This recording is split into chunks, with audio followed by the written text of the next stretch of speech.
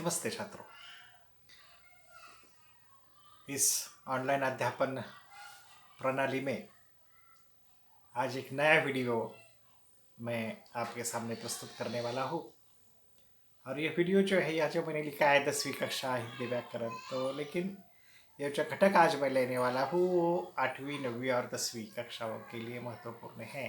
तो तीनों वर्गों के लिए अतिशय महत्वपूर्ण असली घटक पर आज हम चर्चा करने वाले हैं लोगों। कोरोना महामारी के इस दौरान हमको ऑनलाइन अध्यापन करना है, आप कर रहे हैं। तो इस ऑनलाइन अध्यापन प्रणाली में तीनों वर्ग के सभी छात्रों का मैं तहे दिल से स्वागत करता हूं। आशा है आपकी जो मनोकामना है जल्द ही स्कूल शुरू हो जाए, तो दिवाली के बाद जल्द ही स्कूल शुरू हो जाएगा, ऐसे मुझे भी आशा है। जल्दी हम मिलेंगे। तो आज हम व्याकरण के एक महत्वपूर्ण टॉपिक पर, कि जो टॉपिक में ज़रा थोड़ा सा लंबा वीडियो होने वाला है, लेकिन आपको जो सभी घटक है इस व्याकरण के अंतर्गत के जो बार बार प्रश्न उस पर पूछे जाते हैं, उन सभी घटकों को बारीकाई से आपको मैं समझाऊंगा। तो आप ध्यानपूर्वक ये वीडियो देखेंगे। अगर आपको कुछ कठिनाई यहाँ महसूस हुई और एक संकल्पना, एक संबोध आपको अच्छी तरह से स्पष्ट नहीं हुआ, तो आप मुझको हर समय की तरह फोन कर पूछ सकते हैं। तो छात्रों, आज हम देखते हैं शब्द और उसके भेद। भाषा की सबसे छोटी इकाई होती है शब्द। हम हमारे मन की भावनाएं व्यक्त करते हैं, बोलते हैं, लिखते हैं। इसके लिए हम जिस साधन का इस्तेमाल करते हैं, उस साधन में सबसे महत्वपूर्ण होता है छात्रों शब्द। तो हम ये पहले जान लेंगे कि शब्द किसे कहते हैं। हमें देखना है कि शब्द हम जो कहते हैं शब्द क्या है। एक उदाहरण देखते हैं छात्रों, ध्यान से पढ़िए यहाँ जरा। क, म तथा ल के योग्य समूह से कमल बनता है, सही है। तथा इसका अर्थ भी निकलता है। मतलब कमल एक क्या है, शब्द है, या एक किसी लड़की का, औरत का नाम भी हो सकता है कमल। किंतु इन्हीं वर्णों को अगर हम, इन्हीं व्यंजनों को अगर हम अन्य क्रम से यहाँ लिखेंगे, जैसे कि यहाँ लिखा है ल क म, इन्हीं तीनों अक्षरों से मेल से शब्द बनता है ल क म। पर इस लकम का कुछ भी अर्थ नहीं निकलता। छात्र, ये शब्द हो सकता है क्या? बिल्कुल नहीं। तो ये शब्द नहीं हो सकता। इसका मतलब क्या हो गया? तो हम शब्द किसे कहेंगे? अक्षरों के योग्य समूह से कोई अर्थ निकलता है तो उसे हम क्या कहेंगे? शब्द कहेंगे। तो जो अक्षर जो होते हैं वो के क्रम के साथ कर रखे जाए तो उसका सही अर्थ निकलेगा। अगर उसका क्रम गलत हो जाएगा तो उसे अर्थ नहीं निकलता। तो उसकी परिभाषा होती है शब्द की छात्रों, अक्षरों के योग्य अर्थ के समूह को हम क्या कहेंगे? शब्द कहेंगे। अक्षरों का समूह तो होना चाहिए शब्दों में, लेकिन उन अक्षरों का क्रम भी सही होना चाहिए, तो उस समूह से अर्थ निकलेगा। नहीं तो वो शब्द रहेगा लेकिन उससे कुछ अर्थ नहीं निकलेगा। तो ये जो शब्द होते हैं छात्रों, उसके उन शब्दों के भी दो प्रमुख भेद होते हैं विकार के अनुसार। यह विकार शब्द, विकार का मतलब है छात्रों बदलाव, परिवर्तन। तो इन शब्दों में परिवर्तन होता है। इस परिवर्तन के आधार पर उसके दो भेद है। जिन शब्दों में परिवर्तन होता है ऐसे शब्दों का एक समूह, और जिन शब्दों में परिवर्तन नहीं होता है ऐसे शब्दों का एक समूह। तो इन परिवर्तन के अनुसार, विकार के अनुसार शब्द के जो दो भेद होते हैं, ये दो भेदों के नाम है छात्रों, बहुत आसान है ध्यान में रखने के लिए। एक भाग है विकारी शब्द और दूसरा भाग है अविकारी शब्द। तो दो भेदों के नाम क्या है? विकारी शब्द और अविकारी शब्द। तो विकार के अनुसार शब्दों के कितने भेद होते हैं? दो भेद होते हैं। तो मैंने पहले आपको समझा दिया, विकार का मतलब है बदलाव, बदलाव यानी परिवर्तन। विकारी शब्द यानी जिन शब्दों में बदलाव होता है, परिवर्तन होता है, उन्हें विकारी शब्द कहेंगे। तो आपको मालूम है विकार का अर्थ है परिवर्तन, उसके आगे अ लगा उपसर्ग, तो शब्द बन गया अविकारी। तो अविकारी का मतलब क्या होगा? अविकारी का मतलब होगा जिन शब्दों में किसी प्रकार का बदलाव नहीं होता, कोई परिवर्तन नहीं होता। ऐसे जो भाषा में कुछ शब्द है, ऐसे शब्दों को हम क्या कहेंगे? अविकारी शब्द कहेंगे। यानी विकार के अनुसार शब्दों के दो भेद हो गए, विकारी शब्द और अविकारी शब्द। विकारी शब्दों में परिवर्तन होता है, बदलाव होता है, परंतु अविकारी शब्द में कोई परिवर्तन नहीं होता, कोई बदलाव नहीं होता, उसे अविकारी शब्द कहते हैं। अब छात्रों, जो मैं कह रहा हूं बदलाव बदलाव, परिवर्तन परिवर्तन, ये क्या बात है? कैसा परिवर्तन होता है, किस आधार पर परिवर्तन होता है, यह भी हम सुनेंगे। इस पहले हम देखेंगे विकारी शब्दों को। विकारी शब्दों की ओर हम पहले आते हैं। विकारी शब्दों का अर्थ मैंने आपको बता ही दिया कि इन शब्दों में बदलाव होता है। तो किस रूप में बदलाव होता है? जिन शब्दों के रूप में लिंग, वचन, काल और कारक के अनुसार परिवर्तन होता है, उन्हें विकारी शब्द कहते हैं। कैसे बदलाव होता है? शब्दों के रूप में बदलाव होता है, लेकिन किस में बदलाव होता है? रूप में, शब्दों के रूप में बदलाव होता है, लेकिन लिंग के अनुसार, वचन के अनुसार, काल के अनुसार और कारक के अनुसार बदलाव होता है। तो उसे हम क्या कहते हैं? विकारी शब्द कहते हैं। जैसे कि यह एक उदाहरण दिया है, यह लड़का शब्द है। इस लड़का शब्द में छात्रों बदलाव है, क्योंकि लड़का क्या है? एक संज्ञा है। अगर इस संज्ञा का स्त्रीलिंगी रूप कर दिया जाए तो लड़का का लड़की होता है, तो लड़का शब्द भी बदला हो गया। संज्ञा में, संज्ञा के लिंग में परिवर्तन हुआ तो शब्द में परिवर्तन हुआ। तो लिंग के अनुसार परिवर्तन हुआ ना। लड़का पुल्लिंगी शब्द है, अगर उस पुल्लिंगी शब्द का हम लड़की स्त्रीलिंगी शब्द बनाएंगे तो उस शब्द में लिंग परिवर्तन के कारण क्या हो गया? बदलाव हो गया। समझ में आता है ना? ध्यान से देखिए, यह जो मैं एक सर्वनाम है, अगर मैं का सर्वनाम का रूप है मुझे, अगर सर्वनाम में बदलाव किया जाए तो मैं का बन गया मुझे बन गया। तो इसमें क्या हो गया? बदलाव हो गया। तो अच्छा एक विशेषण है छात्रों। तो विशेषण का अगर हम वचन बदलते हैं, उसे एक वचन से बहुवचन करते हैं, परिवर्तन करते हैं, अच्छा से बन जाएगा अच्छे। अगर उससे हम लिंग बदलते हैं, स्त्रीलिंग कर्ता का पुल्लिंग करते हैं, तो अच्छा विशेषण का रूप बन जाएगा अच्छी। है ना? समझ में आता है ना छात्रों? तो चलना यह क्या है? क्रिया है। तो चलना क्रिया में अगर हम उसमें भी बदलाव लाते हैं, तो अगर पुल्लिंगी करता होगा तो चलता हो, स्त्रीलिंगी करता होगा तो क्या हो जाएगा? चलती है, चलती थी, चलूँगा, चलेंगे। ऐसे इन शब्दों में बदलाव होता है। तो आपके समझ में आया होगा, हिंदी भाषा में जिन जिन शब्दों के रूपों में परिवर्तन होता है, किन के कारण परिवर्तन होता है? लिंग के कारण, लिंग बदलाव के कारण, वचन बदलाव के कारण, काल बदलते हैं हम, उस समय भी बदलाव होता है। अब कारक के अनुसार जो विभक्तियाँ अलग अलग प्रकार की लगती है, उसके अनुसार भी इन शब्दों में बदलाव होता है। ऐसे बदलाव होने वाले हिंदी भाषा के सभी शब्दों को हम क्या कहेंगे? विकारी शब्द कहेंगे। अब दूसरा जो प्रकार है वो है अविकारी शब्द। तो ये सवाल से ये तो आसान है। जिन शब्दों के रूप में लिंग, वचन, काल और कारक के अनुसार परिवर्तन नहीं होता, उन्हें हम अविकारी शब्द कहते हैं। अब यह एक उदाहरण दिया है छात्रों, लड़का प्रतिदिन आता है। तो इस उदाहरण में हम लिंग बदला, लड़का का क्या हो गया? लड़की। लड़की प्रतिदिन आती हैं। फिर हमने वचन बदला, लड़के प्रतिदिन आए।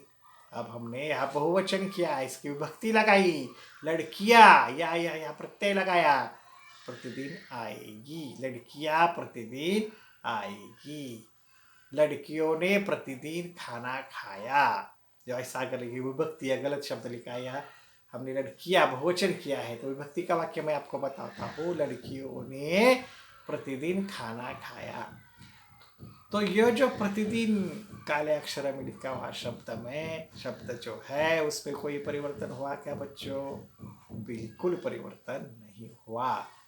जो बाकी के जो भाग है उनमें परिवर्तन हुआ, लेकिन प्रतिदिन शब्द में कोई बदलाव नहीं हुआ। जो प्रतिदिन ऐसे जो शब्द होते हैं जिनमें कोई भी बदलाव नहीं होता, चाहे लिंग बदलो, चाहे वचन बदलो, चाहे काल बदलो, कारक विभिन्न कारक के विभक्तियों के प्रत्यय उस पर लगाओ, कुछ शब्द ऐसे होते हैं छात्रों उसमें कोई बदलाव नहीं होता, उसमें कुछ बदलाव नहीं होता। तो ऐसे बदलाव न होने वाले शब्दों को हम क्या कहते हैं? अविकारी शब्द कहते हैं। तो आपके समझ में आया होगा। अभी हमने देखा शब्द के मूल रूप से दो भेद है, एक विकारी शब्द और एक अविकारी शब्द। जिस शब्दों में बदलाव होता है, परिवर्तन होता है, उसे विकारी शब्द कहते हैं। जिन शब्दों में कोई परिवर्तन नहीं होता उन्हें अविकारी शब्द कहते हैं। ये तो आपको समझ में आया होगा। तो छात्रों आप अगले ओर चलते हैं। अब व्याकरण के अनुसार शब्द के कितने भेद है, यह हमने विकार के अनुसार देखे। अब यह महत्वपूर्ण बात है, यही हमें सीखनी है। यह बहुत बड़ी बात है छात्रों, यहाँ ध्यान में देखिए। तो व्याकरण के अनुसार शब्द के 8 भेद होते हैं। कितने भेद होते हैं? 8 भेद। एक पहला भाग होता है विकारी शब्दों का और दूसरा भाग होता है अविकारी शब्दों का। छात्रों यहाँ एक ध्यान देने वाली एक महत्वपूर्ण बात मैं आपको यहाँ भी और बताता हूँ, विस्तार से बताऊंगा। यहाँ जो विकारी शब्द है, यहाँ जो विकारी शब्द है उसे सव्यय कहा है और अविकारी शब्दों को अव्यय कहा है। दिखाई देता है ना आपको? विकारी शब्दों को व्यय का मतलब होता है बदलाव, सव्यय का अर्थ हुआ बदलाव के साथ, यानी सव्यय, यानी विकार होता है, परिवर्तन होता है, उसे हम क्या कहेंगे? सव्यय शब्द कहेंगे। विकारी शब्द कहेंगे।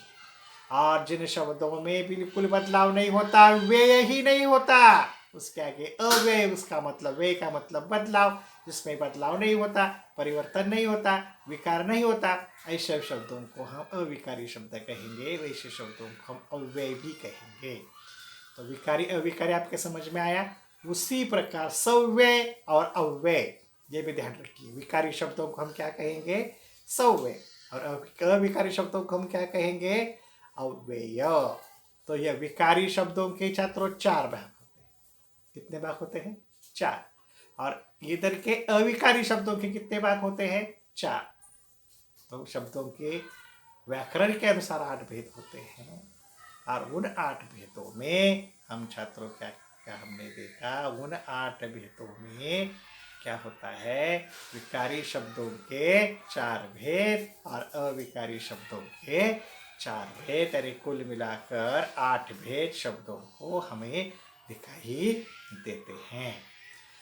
तो छात्रों यहाँ हम विकारी शब्दों के बारे में यहाँ देखते हैं। तो विकारी शब्दों के जो 4 भाग जो है महत्वपूर्ण, वो ये है।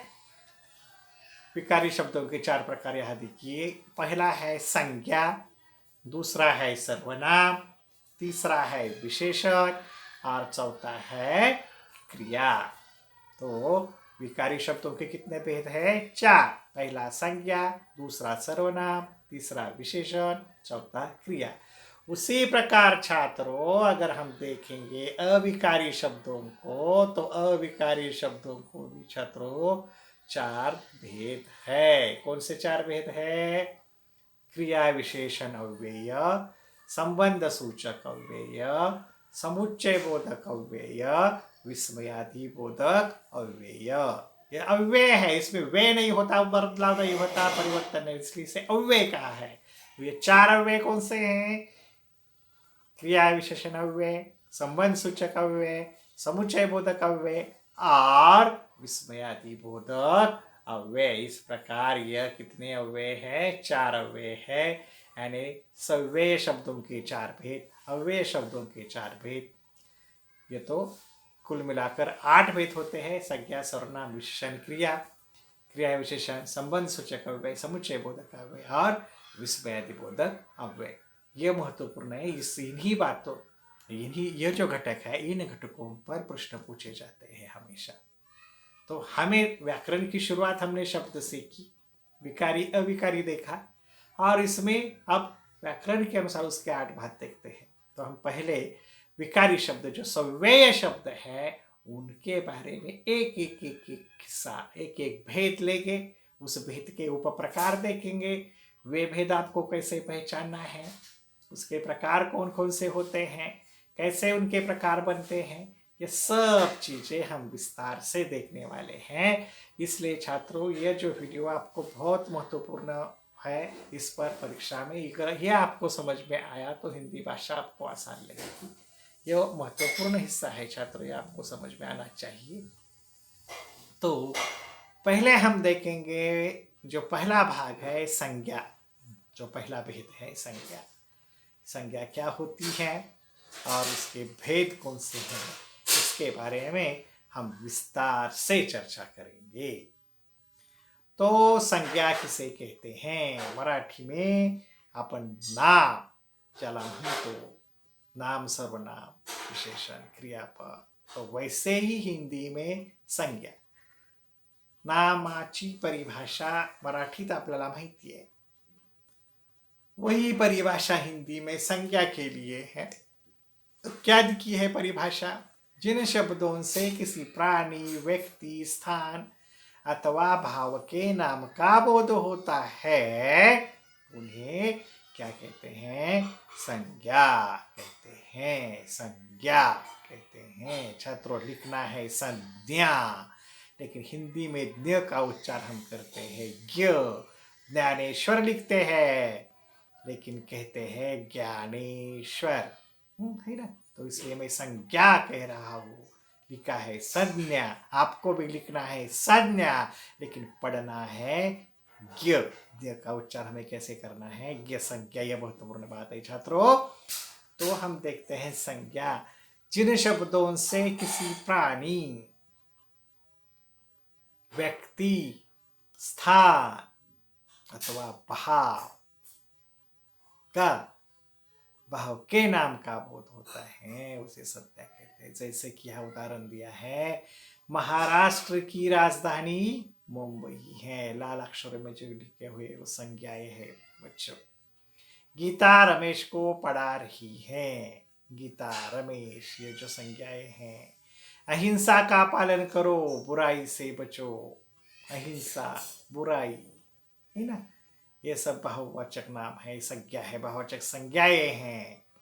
और लड़के कक्षा में पढ़ रहे हैं, पशु घास चर रहे हैं। तो यह महाराष्ट्र, मुंबई, गीता, रमेश, अहिंसा, बुराई, लड़के, पशु, ये सब क्या है? ये सब संज्ञाएं है। तो इन संज्ञा के इन संज्ञा के भी अब 5 भेद होते हैं। कौन कौन से 5 भेद होते हैं? जो संज्ञाएं हैं, किसी वस्तु, व्यक्ति, प्राणी, भाव के नाम को, भावों के नाम को, नाम से पहचाने जाने वाले शब्दों को हम क्या कहते हैं? संज्ञा कहते हैं। व्यक्ति, स्थान अथवा भाव के नाम का जब बोध होता है तो हम उसे संज्ञा कहते हैं। तो ऐसे संज्ञा के भी फिर 5 भेद होते हैं। व्यक्तिवाचक संज्ञा, जातिवाचक संज्ञा, द्रव्यवाचक संज्ञा, समूहवाचक संज्ञा और भाववाचक संज्ञा। मुख्य तौर पर विद्वानों ने 3 ही भेद माने थे, व्यक्तिवाचक संज्ञा और जातिवाचक संज्ञा और भाववाचक संज्ञा।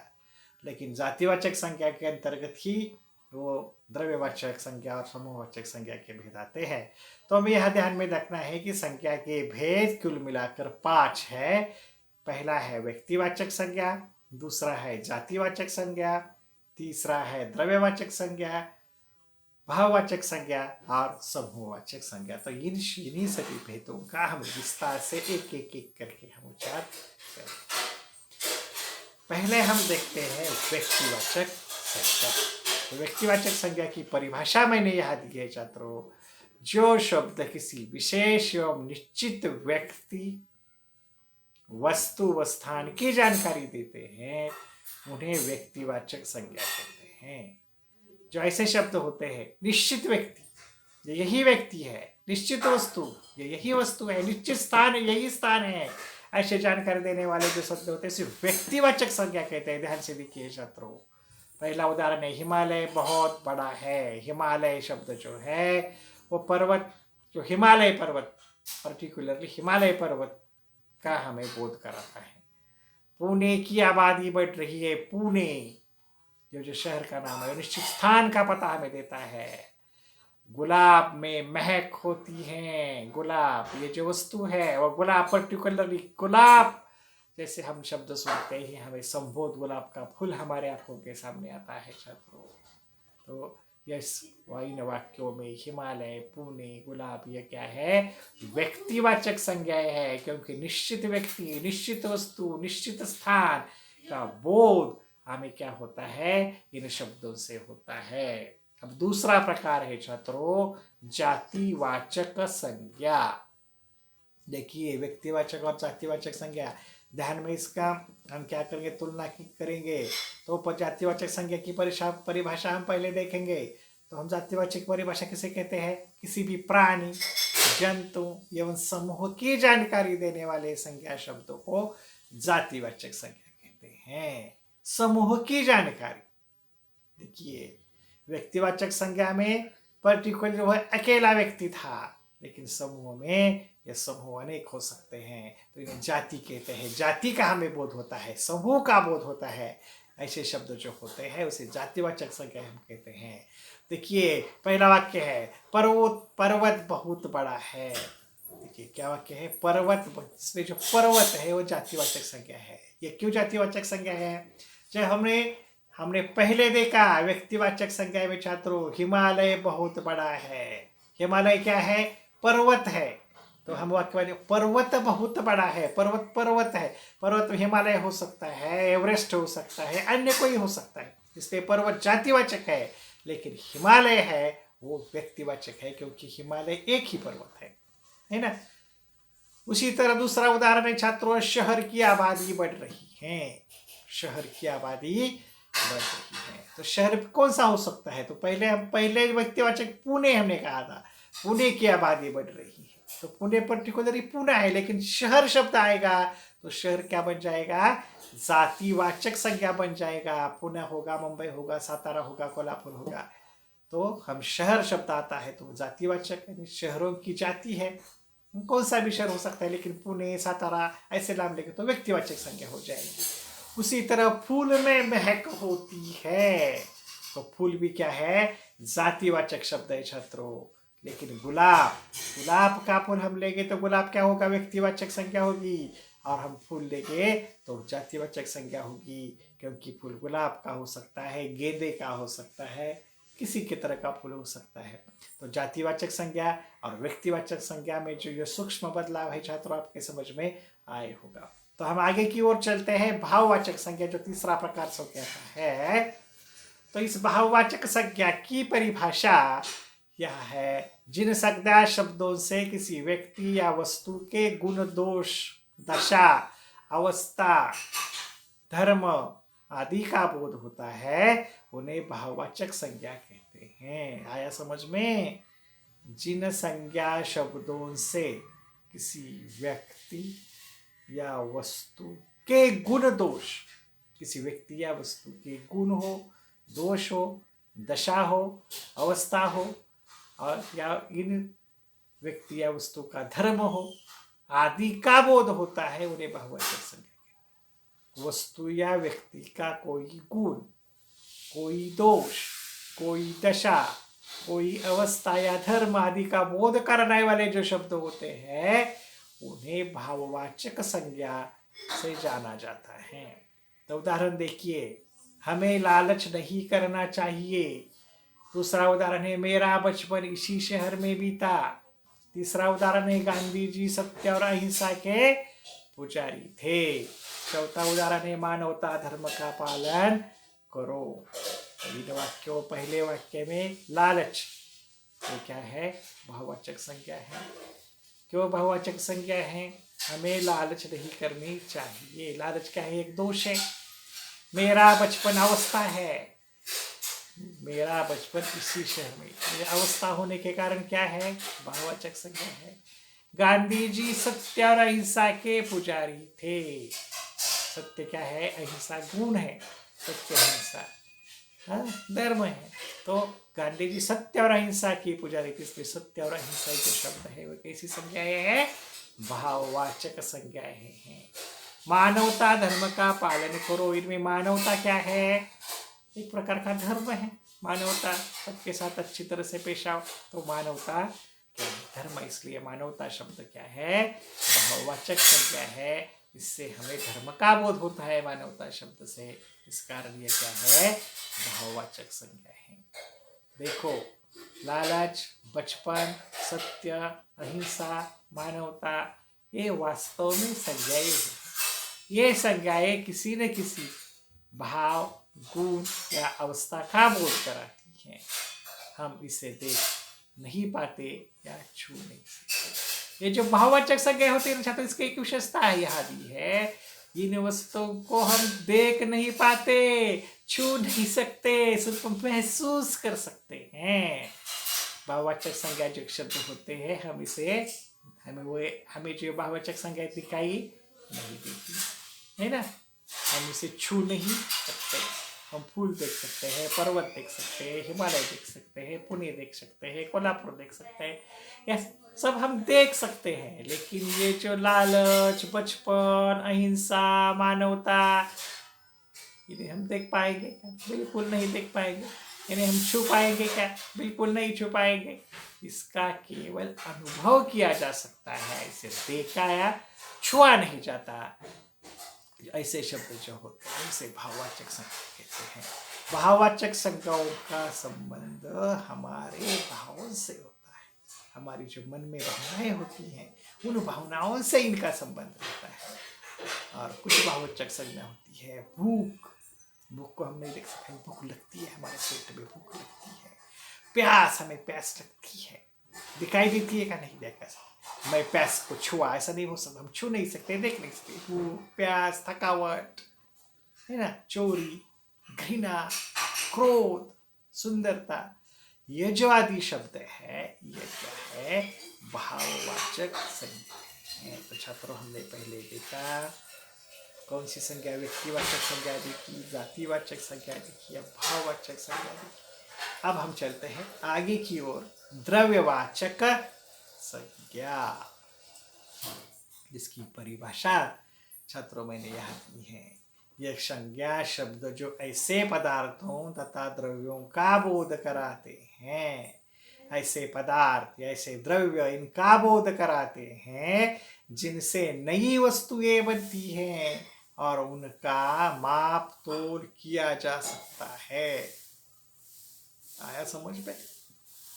ऐसे संज्ञा शब्द जो ऐसे पदार्थों तथा द्रव्यों का बोध कराते हैं, ऐसे पदार्थों का, द्रव्यों का बोध हमें कराते हैं, जिन द्रव्यों से, जिन पदार्थों से नई नई वस्तुएं बनाई जा सकती हैं और उनको नापा या तोला जा सकता है। ऐसे जो शब्द होते हैं उन्हें हम क्या कहेंगे? द्रव्यवाचक संज्ञा कहते हैं। जैसे कि यहाँ उदाहरण दी है, लोहा काला होता है। इसमें जो लोहा शब्द है, जो लोहा द्रव्य है, द्रव्यवाचक संज्ञा है, उसे नापा जाता है, तोला जा सकता है। आजकल सोना महंगा हो गया है। सोना ये धातु है, इसे भी नापा या तोला जा सकता है। तुम दूध में पानी अधिक मिलाते हो। इस वाक्य में दूध और पानी ये क्या है? द्रव्यवाचक संज्ञाएं हैं। बाजार से गेहूं चावल लाओ। इस वाक्य में गेहूं चावल ये क्या है? द्रव्यवाचक संज्ञाएं हैं। यहाँ सोना यहाँ लोहा, सोना, दूध, पानी, गेहूँ, चावल, ये संज्ञाएं पदार्थ या धातु यानी द्रव्य का बोध कराती हैं। इसीलिए ये संज्ञाएं द्रव्यवाचक संज्ञा हैं। तो कुछ द्रव्यवाचक संज्ञा के और उदाहरण छात्रों मैंने यहाँ आपको दिए हैं, आप ध्यान से देख सकते हैं। धातु, कौन कौन से धातु इस द्रव्यवाचक संज्ञा में आते हैं? सोना, चांदी, तांबा, पीतल, लोहा आदि। रत्न कौन से आते हैं? हीरा, मोती, माणिक्य, जो रत्नों के नाम द्रव्यवाचक संज्ञा के अंतर्गत आते हैं। खाद्य पदार्थ, मिठाई, हलवा, शक्कर, चाय आदि। अनाज में क्या होगा? गेहूँ, चावल, बाजरा, चना, दाल, आटा, है ना, आदि शब्द आएंगे। तो द्रव्य पदार्थ में दूध, पानी, तेल, दही, घी, डीजल, पेट्रोल, ऐसे शब्द द्रव्यवाचक संज्ञा के अंतर्गत छात्रों यहाँ आ सकते हैं। आपको लिखना है तो ये वीडियो पॉज करके भी आप लिख सकते हैं। इसकी पीपीटी मैंने आपको मतलब शायद लगता है दे दी है, तो पीपीटी के माध्यम से भी आप इसे समझ सकते हैं। अगला प्रकार है समूहवाचक संज्ञा। कौन सा प्रकार है? हमने कौन सी संज्ञाएं देखी? व्यक्तिवाचक, जातिवाचक संज्ञाएं देखी। फिर हमने क्या देखा? देखिए, पहले से हम देखते हैं। हमने व्यक्तिवाचक संज्ञा देखी, जातिवाचक संज्ञा देखी, भाववाचक संज्ञा देखी, द्रव्यवाचक संज्ञा देखी, और हम देखते हैं समूहवाचक संज्ञा, जिसकी परिभाषा है ऐसे शब्द जो किसी समूह या समुदाय का बोध करवाते हैं, उन्हें समूहवाचक संज्ञा कहते हैं। किसी समूह का, समुदाय का बोध कराने वाले जो शब्द होते हैं, इसे हम समूहवाचक शब्द कहते हैं। इस शब्द के उच्चारण से वहाँ एक नहीं बहुत सारे, उनका समूह इकट्ठा हुआ है, ऐसा चित्र हमारे सामने, हमारे आंखों के सामने आता है। तो वो इसे हम क्या कहेंगे? समूहवाचक संज्ञा कहते हैं। सॉरी, पहला उदाहरण है, हमारा दल जीत गया। एक आदमी का दल हो सकता है शत्रुघ्न, यहाँ तो दल बहुत सारे लोगों का हो सकता है। मैंने हिरणों का झुंड देखा। झुंड, झुंड, एक हिरण होगा झुंड में? एक हिरण का झुंड बनेगा? बिल्कुल नहीं बनेगा। झुंड का मतलब है एक, बहुत सारे हिरण हमने देखे, है ना। चाबियों का गुच्छा मेज पर पड़ा है। तीसरा उदाहरण है गुच्छा। एक चाबी का गुच्छा बन सकता है, एक फूल का गुच्छा बन सकता है। गुच्छा का मतलब या बहुत सारी चाबियां होगी, बहुत सारे फूल हो गए, है। तो ऐसे जो शब्द होते हैं जो समूह का बोध कराते हैं, समुदाय का बोध कराते हैं, ऐसे शब्दों को हम समूहवाचक संज्ञा कहेंगे। तो इस उपयुक्त उदाहरणों में दल, झुंड, गुच्छा, ये जो है ये संज्ञाएं शब्द हैं। ये संज्ञाएं व्यक्तियों, प्राणियों, वस्तुओं के समूह का बोध कराती हैं, इसीलिए इसे समूहवाचक संज्ञा कहते हैं।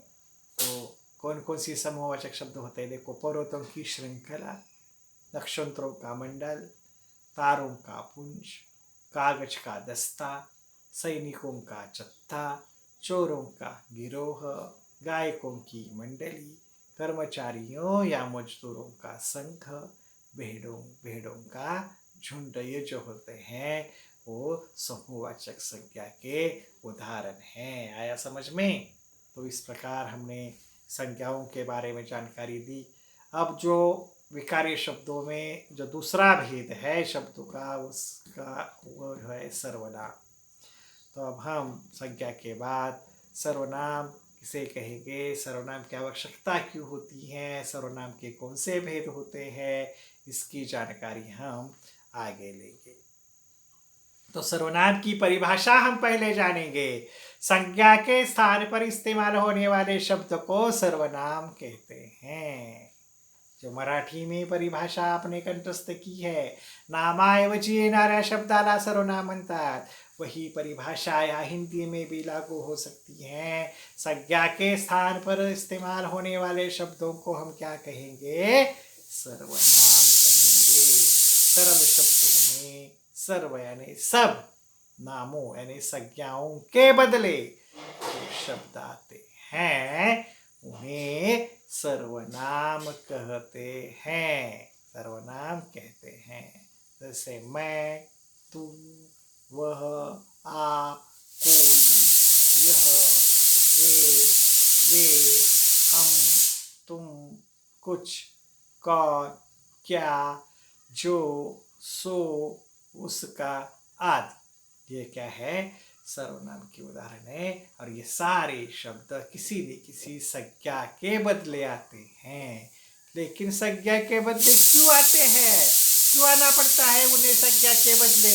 ये भी हमें देखना है ना। तो हम देखेंगे संज्ञा के बदले शब्द क्यों आते हैं, सर्वनाम की आखिर आवश्यकता ही हमें क्यों पड़ती है ना। तो इसका उत्तर है, इस संज्ञा के बार बार प्रयोग से वाक्य का सौंदर्य नष्ट हो। सर्वनाम का प्रयोग कई दोषों से बचा जा सकता है छात्रों। इसलिए भाषा में सर्वनामों की आवश्यकता है। बार बार हम संज्ञा का प्रयोग करेंगे तो वाक्य में का सौंदर्य नष्ट हो जाएगा। इसका उदाहरण देखिए तो आपके समझ में आ जाएगा। या उदाहरण देखो छात्रों, एक रामू था। एक दिन रामू बकरियों को लेकर जंगल में गया। रामू ने बकरियों को चरने के लिए छोड़ दिया। रामू ने खाना किया, फिर रामू सो गया। देखो रामू, यहाँ रामू एक संज्ञा है, यहाँ वह बार बार आई है। वाक्य में एक ही संज्ञा बार बार आती है तो हमें जरा खटकता है। संज्ञाओं को ये जो बात है वो हमें अच्छी नहीं लगती, हमारे कानों को अच्छा सुनाई नहीं देता। कि एक रामू था, एक दिन रामू को बकरियों को लेकर जंगल में गया। रामू ने बकरियों को चरने के लिए छोड़ दिया। रामू ने खाना खाया, फिर रामू सो गया। यही परिच्छेद अगर हम इस प्रकार कहेंगे, अब देखो ऐसे कहेंगे, एक रामू था, एक दिन वह बकरियों को लेकर जंगल में गया। उसने बकरियों को चरने के लिए छोड़ दिया। उसने खाना खाया, फिर सो गया। अब हम सुनने को अच्छा लगता है, कानों को खटकता नहीं। इसलिए साबित होता है कि सर्वनाम की आवश्यकता संज्ञा के बार बार के प्रयोग से होने वाले वाक्य का सौंदर्य नष्ट होता है। सर्वनाम के प्रयोग से हम वाक्य का सौंदर्य बचा सकते हैं। इसलिए बार बार भाषा में संज्ञाओं का उपयोग न हो, इसलिए सर्वनाम की आवश्यकता होती है। तो आए समझ में ना, सर्वनाम की आवश्यकता क्यों होती है। तो ऐसे सर्वनाम के भी 6 भेद होते हैं छात्रों। संज्ञा के बदले आने वाला जो शब्द है उसे सर्वनाम कहते हैं। तो ये सर्वनाम के भी कितने भेद हैं? 6 भेद हैं। पहला है पुरुषवाचक सर्वनाम, दूसरा है निजवाचक सर्वनाम, तीसरा है निश्चयवाचक सर्वनाम, चौथा है अनिश्चयवाचक सर्वनाम, पांचवा है प्रश्नवाचक सर्वनाम और छठा है संबंधवाचक सर्वनाम। इस प्रकार सर्वनाम के कितने भेद हैं? 6 भेद है। पुरुषवाचक, निजवाचक, निश्चयवाचक, अनिश्चयवाचक, प्रश्नवाचक, संबंधवाचक, ये सारे 6 भेद सर्वनाम के हैं। तो हम आगे एक एक भेद की परिभाषा यहाँ देखेंगे। तो पुरुषवाचक सर्वनाम जो होता है, यह पुरुषवाचक सर्वनाम के 3 भेद है छात्र। पहला जो है पुरुषवाचक सर्वनाम। अब इस पुरुषवाचक सर्वनाम के भी 3 भेद है। जिन सर्वनामों का प्रयोग बोलने वाला अपने लिए करता है उन्हें उत्तम पुरुषवाचक सर्वनाम। देखिए पुरुषवाचक सर्वनाम जो होता है उसके 3 भेद है, उत्तम पुरुष, मध्यम पुरुष और अन्य पुरुष, है ना। जिन सर्वनामों का प्रयोग बोलने वाला अपने लिए करता है उन्हें उत्तम पुरुष कहा जाता है। जैसे मैं, हमारा, हम, मुझको आदि, है ना। उदाहरण है, मैं स्कूल जाऊंगा, हम पाठशाला जाएंगे, है ना। सर्वनाम का प्रयोग किसके लिए होता है? प्रयोग बोलने वाला जो होता है, कहने वाला होता है, मैं हूँ, मैं जाने वाला हूँ, मैं बोलूँगा, तो हम इसे कहेंगे उत्तम पुरुष। अगला अगला भाग है मध्यम पुरुष। जिन सर्वनामों का प्रयोग सुनने वाले के लिए किया जाता है उन्हें मध्यम पुरुष कहते हैं। जैसे तुम, तुम्हें, आप, अपने आदि। उदाहरण, तुमने होमवर्क क्यों नहीं किया, तुम कब आए, यानी जो सुनने वाला होता है उसके बारे में जिस शब्द का प्रयोग होता है उसे सर्वनाम। बोलने वाला उत्तम पुरुष, सुनने वाला मध्यम पुरुष, और बोलने वाला और सुनने वाले के अलावा जो सर्वनाम आएंगे दूसरों के बदले उसे अन्य पुरुषवाचक सर्वनाम कहा जाएगा। जिन सर्वनाम शब्दों का प्रयोग किसी अन्य व्यक्ति के लिए किया जाता है उन्हें अन्य पुरुष कहते हैं। जैसे यह, वे, वह, इनका, इन्हीं, उनसे आदि। उदाहरण है, वे मैच नहीं खेलेंगे। वे बोलने वाला सुनने वाला के अलावा तीसरा होता है तो वह अन्य पुरुष। बोलने वाला उत्तम पुरुष, सुनने वाला मध्यम पुरुष, और उससे बोलने वाला सुनने वाले के अलावा जिसका हम उल्लेख करते हैं उसे अन्य पुरुष कहते हैं। उन्होंने कमर कस ली। आया समझ में? दूसरा प्रकार है ये पुरुषवाचक संज्ञा की जो प्रकार है, जिन सर्वनाम से व्यक्ति का बोध होता है उन्हें पुरुषवाचक सर्वनाम कहते हैं। दूसरे शब्दों में पुरुषवाचक सर्वनाम स्त्री या पुरुष के नाम के बदले आते हैं। यहाँ जो मैंने आपको पहले प्रकार बता दिए छात्रों, देखिए, और यह जो पुरुषवाचक सर्वनाम जो होते हैं स्त्री या पुरुष के बारे में ही आते हैं। जैसे मैं आता हूँ, तुम जाते हो, वह भागता है। उपर्युक्त वाक्य में मैं, तुम, वह पुरुषवाचक सर्वनाम है। अब इसके तीन प्रकार, उत्तम पुरुष, मध्यम पुरुष, अन्य पुरुष, जो छात्र हमने देखा कि ये जो इसके जो तीन प्रकार है, उत्तम पुरुष, मध्यम पुरुष, उत्तम पुरुष का है जो बोलने वाला होता है, बोलने वालों के बारे में। मध्यम पुरुष सुनने वाले के बारे में, और अन्य पुरुष बोलने या सुनने वालों के अलावा जो तीसरा व्यक्ति होता है उसके बारे में जो होता है उसे अन्य पुरुषवाचक सर्वनाम कहते हैं। तो पुरुषवाचक सर्वनाम यानी किसी व्यक्ति का बोध पुरुष करते हैं उन्हें पुरुषवाचक सर्वनाम, यानी स्त्री या पुरुष का जो जिस शब्दों से बोध होता है उनके बदले आने वाले शब्दों को हम सर्वनाम कहते हैं, पुरुषवाचक सर्वनाम कहते हैं। दूसरा सर्वनाम का भेद है छात्रों निश्चयवाचक सर्वनाम। जिस सर्वनाम से किसी व्यक्ति या वस्तु का निश्चित बोध होता है उसे निश्चयवाचक सर्वनाम कहते हैं। दूसरे शब्दों में अगर हम कहें, जिस सर्वनाम से बोलने वाले के पास या दूर की किसी वस्तु के निश्चित होने का बोध होता है उसे निश्चयवाचक सर्वनाम हम क्या करेंगे, कहेंगे। जैसे कि यह, वह, ये, वे, जो आदि जो शब्द होते हैं वो क्या है, निश्चयवाचक सर्वनाम होते हैं, है ना? समझ में आया? जिस सर्वनाम से किसी व्यक्ति या वस्तु का निश्चित बोध होता है ना, ऐसे सर्वनाम कहते हैं। उदाहरण, यह हमारा घर है। ये जो घर है, यह जो शब्द है वो निश्चित, ये मेरा निश्चित घर है। ये किताबें मेरी है, निश्चित है ये किताबें मेरी है। वह आज्ञाकारी लड़का है, मुझे मालूम है वह निश्चित आज्ञाकारी लड़का है। वे विष्णु के भक्त हैं, मुझे मालूम है, निश्चित हमें तय होता है। ऐसे जो शब्द है यह, ये, वह, वे क्या है, निश्चयवाचक सर्वनाम से जाने जाते हैं। अब अनिश्चयवाचक सर्वनाम जो तीसरा भेद है वह है अनिश्चयवाचक सर्वनाम। जिस सर्वनाम से किसी व्यक्ति या वस्तु का निश्चित बोध नहीं होता, जिस सर्वनाम से किसी व्यक्ति या वस्तु का निश्चित बोध नहीं होता उसे अनिश्चयवाचक सर्वनाम कहते हैं। जैसे कोई, कुछ, किसी आदि। उदाहरण देखिए, कोई वहाँ खड़ा है। कोई है, निश्चित मालूम नहीं है लेकिन है, कोई है, कोई हो सकता है। कुछ पैसे, अगर हम देख सकते हो तो उसे देख सकते हैं, कोई है। कुछ पैसे दे दो, दी हो गए, गलत है, मिस्टेक है। कुछ पैसे दे दो, कुछ निश्चित मालूम नहीं है। किसी ने रामू की मदद नहीं की, किसी ने, ये मालूम नहीं, अनिश्चित है। संत किसी को अपना शत्रु नहीं मानते, किसी को शत्रु नहीं मानते। जो अनिश्चयवाचक सर्वनाम जो होते हैं, किसी व्यक्ति या वस्तु का वह निश्चित बोध नहीं करते, इसलिए उन्हें अनिश्चयवाचक सर्वनाम कहा जाता है। चौथा भेद है संबंधवाचक सर्वनाम। जिस सर्वनाम का संबंध दूसरे वर्तमान से होता है, जिस सर्वनाम का संबंध दूसरे सर्वनाम से होता है तथा जो शब्द दो वाक्यों को जोड़ते हैं उन्हें संबंधवाचक सर्वनाम कहते हैं। एक सर्वनाम का संबंध दूसरे सर्वनाम से होता है और दूसरी उसकी विशेषता यह जो है ना, यह शब्द दो वाक्यों को जोड़ने का काम करता है। ऐसे सर्वनामों को संबंधवाचक सर्वनाम कहा जाता है।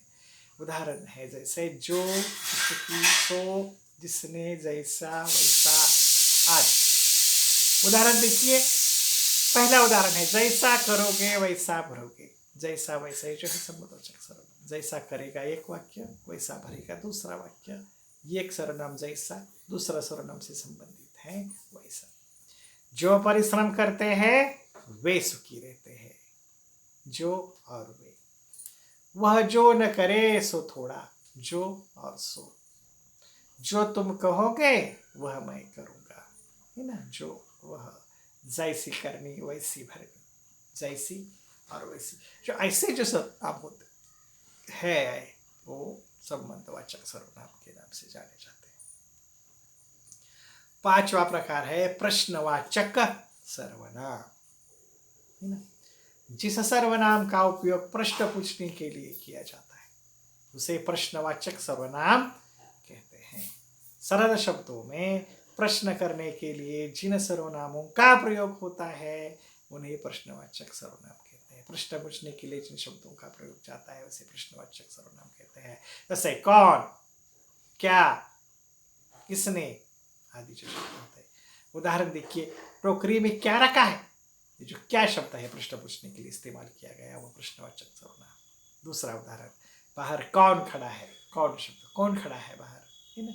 तुम क्या खा रहे हो, क्या शब्द। आज घर कौन कौन आने वाला है। ये जो कौन कौन शब्द जो है इसमें क्या, कौन, कौन कौन आने वाला है, ये जो शब्द है वो छात्रों प्रश्नवाचक सर्वनाम है। आया समझ में। तो छठा सर्वनाम का प्रकार है निजवाचक। निज यानी खुद, है ना। हम जिन सर्वनाम का प्रयोग बोलने वाला अपने लिए स्वयं के अर्थ में करता है उन्हें निजवाचक सर्वनाम कहते हैं। जो सर्वनाम वाक्य में पहले आई हुई संज्ञा या सर्वनाम के साथ आकर अपनी निकटता प्रकट करता है। पहले जो आता है सर्वनाम उससे अपनी निकटता निर्माण करने वाला, जैसे अपने आप, निजी आदि। निज का मतलब स्वयं यानी अपना, है ना। तो मैंने अपना कार्य स्वयं किया, मैंने शब्द जो सर्वनाम है उससे निकटता स्थापन की अपना शब्द ने, तो अपना क्या बन गया, निजवाचक सर्वनाम। मानव स्वयं दुखी है, मानव शब्द के लिए सर्वनाम, मानव से निकटता स्वयं शब्द या निजवाचक सर्वनाम।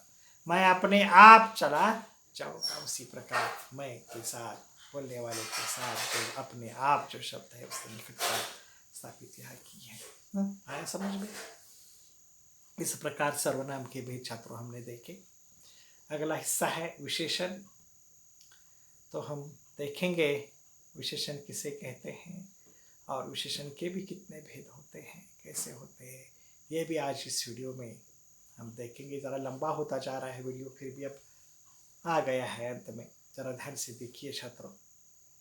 तो संज्ञा या सर्वनाम की विशेषता बताने वाले शब्दों को विशेषण कहते हैं। आपको मालूम है छात्रों, आपने पढ़ा है संज्ञा होती है, सर्वनाम होती है। इन संज्ञा और सर्वनामों की विशेष जानकारी जो शब्द बताते हैं उसे हम क्या कहते हैं, विशेषण कहते हैं, है ना।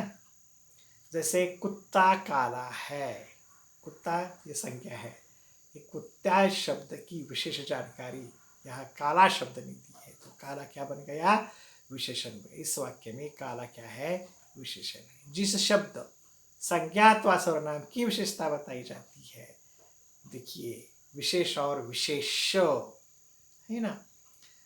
यह जिस शब्द संज्ञा अथवा विशेषता बताई जाती है उसे विशेष्य कहते हैं। उपरोक्त वाक्य में कुत्ता क्या है, विशेष्य है और काला क्या है, विशेषण है ना। मालिक दयालु है, दयालु विशेषण है, लेकिन विशेष्य क्या है, मालिक यह विशेष्य है। हाथी बड़ा जानवर है, तो इसमें हाथी विशेष्य और बड़ा विशेषण हो गया। वह दुष्ट है, इसमें वह क्या है, सर्वनाम है और सर्वनाम यह विशेष्य बन गया और इस सर्वनाम का विशेष जानकारी दुष्ट शब्द ने दी, इसलिए दुष्ट क्या बन गया, विशेषण बन गया। आए ना समझ में, विशेषण।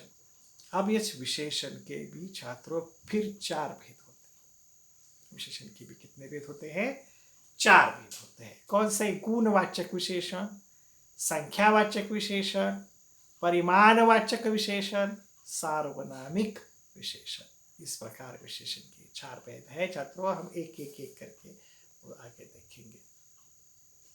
पहले देखते हैं गुणवाचक विशेषण।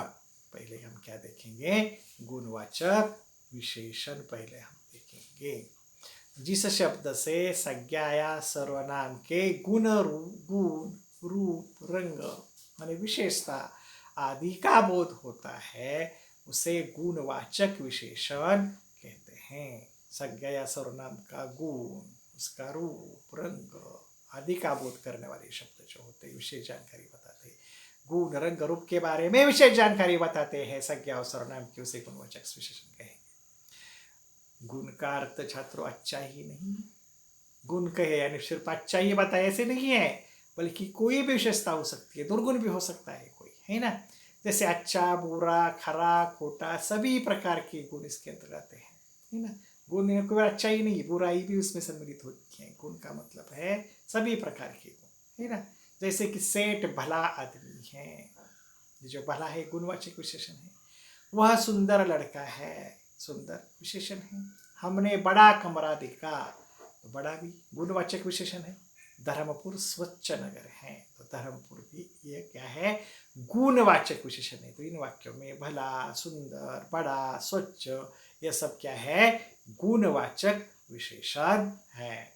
आगे देखते हैं संख्यावाचक विशेषण।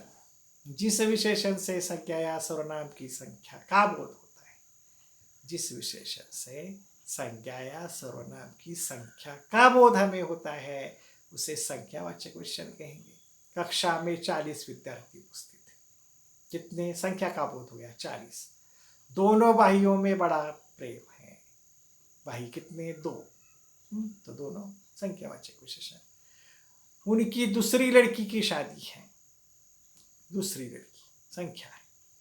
देश का हर एक बालक वीर है, हर एक संख्या है ना, एक एक हर एक, अरे सभी। उपयुक्त वाक्यों में 40, दोनों, दूसरी और हर एक शब्द क्या है, संख्यावाचक विशेषण है। आया समझ में। संख्यावाचक विशेषण के भी 2 प्रकार फिर होते हैं बच्चों, निश्चित संख्यावाचक विशेषण और अनिश्चित संख्यावाचक विशेषण। निश्चित अनिश्चित संख्या का बोध 1, 5, 7, 12, 13 आदि निश्चित संख्या का बोध हमें होता है, से निश्चित। आणि कई, अनेक, सब, बहुत अशो अनिश्चित संख्या हमें बताते हैं, उसे अनिश्चित संख्यावाचक हम कहेंगे। तो संख्यावाचक विशेषण के भी छात्रों 2 भेद है, निश्चित संख्यावाचक विशेषण, अनिश्चित संख्यावाचक विशेषण, है ना। जिस विशेषण शब्द से निश्चित संख्या का बोध होता है, ऐसे विशेषण शब्द को हम निश्चित संख्यावाचक विशेषण कहेंगे। जैसे कि 1, 5, 7, 12, है ना, आए समझ में। और जिस विशेषण शब्द से हमें यह संज्ञा या सर्वनाम अनिश्चित लगता है, ऐसे विशेषण शब्दों को हम अनिश्चित संख्यावाचक विशेषण से जानते हैं, जैसे कि कई, अनेक, सब, बहुत आदि। आए समझ में छात्रों। आगे देखिए परिमाण सूचकवाचक, यहाँ दिखाया बोधक आया है, तो ठीक है, परिमाण बोधक विशेषण। जिस विशेषण से किसी वस्तु की माप तौल का बोध होता है, जिस विशेषण से किसी वस्तु की माप तौल का बोध होता है, उसे परिमाण बोधक या परिमाणवाचक विशेषण कहते हैं। मुझे 2 मीटर कपड़ा दो, 2 मीटर। उसे 1 किलो चीनी चाहिए, 1 किलो, परिमाण बोधक विशेषण। बीमार को थोड़ा पानी देना चाहिए। तो उपयुक्त वाक्यों में 2 मीटर, 1 किलो और थोड़ा पानी शब्द जो है परिमाण बोधक या परिमाण वाचक विशेषण है। अब यह परिमाण वाचक विशेषण के भी दो प्रकार है, निश्चित परिमाणवाचक और अनिश्चित परिमाणवाचक। जिन विशेषण शब्दों से परिमाणों का निश्चित बोध होता है, 2 सेर गेहूँ, 5 मीटर कपड़ा, 1 लीटर दूध, वैसे हम निश्चित परिमाणवाचक कहेंगे। और जिस परिमाणवाचक विशेषणों से निश्चित पूर्व परिमाणों का बोध नहीं होता, थोड़ा पानी, कितना थोड़ा सा है, निश्चित परिमाण, अधिकता है ना, कुछ परिश्रम, थोड़ा सा आदि जो शब्द है अनिश्चित वाचक परिमाण को अनिश्चित वाचक परिमाण विशेषण होते हैं। अब अगला विशेषण का प्रकार है सार्वनामिक विशेषण, जो सर्वनाम संज्ञा की विशेषता बताता है, उसे सार्वनामिक विशेषण कहते हैं। सर्वनाम संज्ञा होती है, वह नौकर काम का नहीं, ऐसा आदमी कभी देखा नहीं, किसकी किताब तुम लाए हो, वह ऐसा, किसकी, जो रेड कलर में, लाल कलर में लिखे शब्द है, मूलतः क्या है, सर्वनाम है। फिर भी वह संज्ञा की विशेषता बताते हैं, मतलब सर्वनाम का उपयोग यहाँ विशेषण की तरह किया गया है, इसलिए यह सार्वनामिक विशेषण कहे जाते हैं। यानी एक प्रकार से विशेषण के रूप में जहाँ सर्वनाम का प्रयोग किया जाता है, ऐसी स्थिति में ऐसे शब्दों को सार्वनामिक विशेषण से जाना जाता है। सर्वनाम के साथ संज्ञा आने से ही यह सर्वनाम सार्वनामिक विशेषण होता है, अन्यथा वह सिर्फ सर्वनाम रहता है। वो सर्वनाम के साथ दूसरी संज्ञा आनी चाहिए, अगर सर्वनाम के साथ संज्ञा नहीं आई तो यह सिर्फ क्या बन जाएगा, सर्वनाम बन जाएगा। वह काम का नहीं है, इसमें अगर वह सर्वनाम रह जाएगा। लेकिन वह नौकर काम का नहीं है, नौकर संज्ञा उसके साथ जोड़कर आ गई तो यह सार्वनामिक विशेषण क्या करेगा, बन जाएगा। आया समझ में? विकारी शब्दों का अंतिम चौथा प्रकार है क्रिया, है ना। क्रिया आपको मालूम है, क्रिया के बिना कुछ नहीं होता छात्रों। हम जानते हैं पहले क्रिया क्या है। क्रिया का मतलब का, क्रिया का मतलब क्या है, काम होने का बोध कराने वाला शब्द क्रिया कहलाता है। जिस शब्द से किसी कार्य के होने का बोध होता है उसे क्रिया कहते हैं। जैसे कि खाना, पीना, गाना, रहना, जाना आदि जो बातें हैं उस क्रिया होने का बोध होता है। वाक्य में अर्थपूर्ण कराने वाले शब्दों को क्रिया कहते हैं। बहुत महत्वपूर्ण परिभाषा, इन शब्दों के सिवा वाक्य का अर्थ ही पूरा नहीं होता। जैसे कि कल मैं बंबई जाऊंगा, कल मैं बंबई गया, कल मैं बंबई नहीं गया, कल मैं बंबई सोया, कल मैं बंबई रोया। कुछ मालूम होता है कि नहीं? अगर हम देखो कल मैं बंबई जाऊंगा, जाऊंगा शब्द लग जाएगा तो अर्थ पूर्ण होगा ना। जाऊंगा यह वाक्य का अर्थ पूरा करता है, इसलिए जाऊंगा यानी जाना यह क्या है, क्रिया है। कल पिताजी गांव से नहीं आए, कल पिताजी गांव से मुंबई चले गए, कल पिताजी गांव खाना खाएंगे, कुछ पता चलता है। लेकिन जब कल पिताजी गांव से आएंगे यानी आना क्रिया लगती है, वाक्य का अर्थ पूर्ण होता है। यानी वाक्य में अर्थ पूर्ण करने वाले शब्दों को हम क्रिया कहते हैं। जिस शब्द से किसी कार्य का होने का बोध होता है तो उसे भी हम क्या कहते हैं, क्रिया कहते हैं। अब छात्रों, इस क्रिया के भी दो भेद है, सकर्मक क्रिया और अकर्मक क्रिया, है ना। ऐसे भी हम विस्तार से देखेंगे। तो क्या होती है सकर्मक क्रिया? सकर्मक क्रिया में कर्ता यानी काम करने वाला व्यक्ति के काम का प्रभाव किसी अन्य या कर्म पर पड़ता है ना। सकर्मक जो वाक्य होते हैं, इसलिए आपको कर्ता, कर्म और क्रिया यह मालूम होना चाहिए। जो काम करता है वो कर्ता है ना, है ना। जो काम करता है वो करता है। जैसे कि वाक्य दिया है, रामू रोटी खाता है, तो कौन, खाने की क्रिया है, कौन करता है, कर्ता। और जिस पर क्रिया घटित होती है, जिस पर क्रिया घटित होती है वो क्या होता है, कर्म होता है। आया समझ में? क्रिया किस पर घटित होती है, रोटी पर। कौन क्रिया करता है, राम। तो इसमें रामू करता है, रोटी कर्म है, और खाता है ये क्या है, क्रिया है। जो क्रिया कर्म के साथ आती है उसे कर्म क्रिया कहते हैं। और इस वाक्य में जैसे जो जो क्रिया के साथ जो आने वाला, ठीक है नहीं, क्रिया क्रिया के साथ जो कर्म आता है वैसे वाक्यों को सकर्म वाक्य कहते हैं। क्या प्रश्न पूछने पर अगर जवाब मिलता है तो वो क्रिया सकर्म होती है। ठीक है छात्रों, क्या खाता है, रोटी, जवाब आ गया, तो यह सकर्मक वाक्य हो गया। यानी ये जो ट्रिक ध्यान में रखिए, कर्म हमें कैसे जानना है, सकर्मक कर्म कैसे जानेंगे, कैसे पहचानेंगे, तो हमें प्रश्न पूछना है। क्या प्रश्न पूछना है, क्या प्रश्न पूछने पर अगर जवाब, किससे पूछना है, क्रिया को पूछना है। क्या खाता है, रोटी खाता है, इसका उत्तर आ गया। तो यह वाक्य कैसा है छात्रों, सकर्मक क्रिया का वाक्य है। आया समझ में? आसान है नहीं है? दूसरा है अकर्मक क्रिया, इसके उल्टे। अकर्मक क्रिया में, अकर्मक क्रिया में कर्म नहीं होता। कर्ता के काम का प्रभाव किसी अन्य पर न पड़कर स्वयं कर्ता नहीं करता। उदाहरण, राम गाता है, कर्म का अभाव है तथा गाता है, क्रिया का फल राम पर पड़ता है। गाता है, कौन गाता है, राम का। क्या शब्द, क्या गाता है, क्या गाता है, उसका जवाब नहीं मिला तो वो अकर्मक है। राम गाता है, राम करता है, गाता क्रिया है। राम क्या गाता है, जवाब नहीं मिलता, इसलिए इसमें कर्म नहीं है, अर्थात यह क्रिया अकर्मक है। अब जब कर्ता को राम गाना गाता है ऐसा होता तो ये सकर्मक वाक्य होता। क्या गाता, गाना, तो सकर्मक हो गया। लेकिन राम गाता है ऐसा अगर हम क्रिया को हम क्या प्रश्न पूछते हैं तो जवाब नहीं मिलता, इसलिए ये शब्द अकर्मक है। ध्यान में रखिए, क्या यह प्रश्न पूछना है, क्रिया को जवाब मिले तो सकर्मक, जवाब न मिले तो अकर्मक, है ना। आसान ट्रिक छात्रों।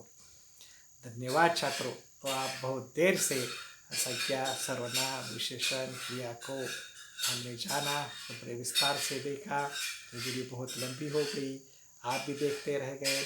आप कुछ समझ में नहीं आता है तो मुझे फ़ोन कीजिए। और दूसरी बात यह है, अगर आपको इस वीडियो को पॉज करके भी आप इसे लिख लीजिए। नमस्ते छात्रों, मिलते हैं अगले वीडियो में, तब तक के लिए